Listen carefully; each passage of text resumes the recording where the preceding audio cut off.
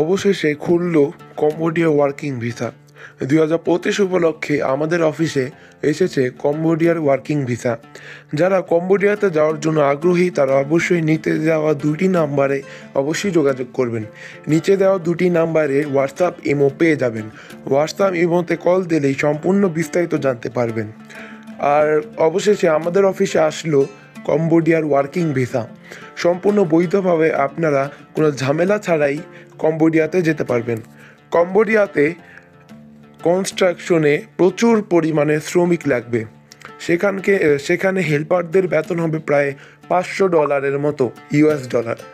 আর যারা মিস্ত্রি, plumber, still picture ইত্যাদি এদের বেতন হবে প্রায় $600 US ডলার। যারা যাবেন তারা অবশ্যই যোগাযোগ করবেন।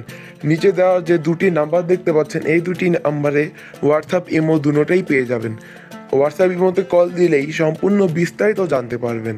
আর এমন তথ্য পেতে ভিসা পয়েন্ট চ্যানেলটিকে সাবস্ক্রাইব করে পাশে থাকা বেল আইকনটি ক্লিক করুন, কারণ ভিসা পয়েন্টে আপনারা নতুন নতুন ভিসা তথ্য খুব সহজেই পেয়ে যাবেন।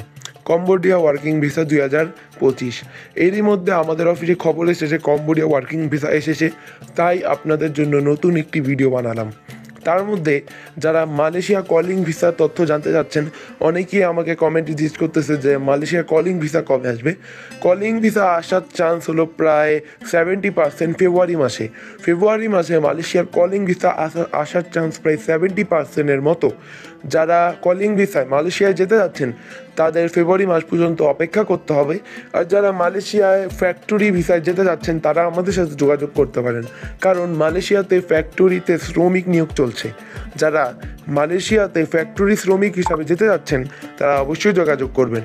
আর আজকের এই ভিডিও এ পর্যন্তই ছিল। যদি ভিডিওটি ভালো লেগে থাকে অবশ্যই লাইক, শেয়ার, কমেন্ট আর চ্যানেলটিকে অবশ্যই সাবস্ক্রাইব করবেন। ধন্যবাদ।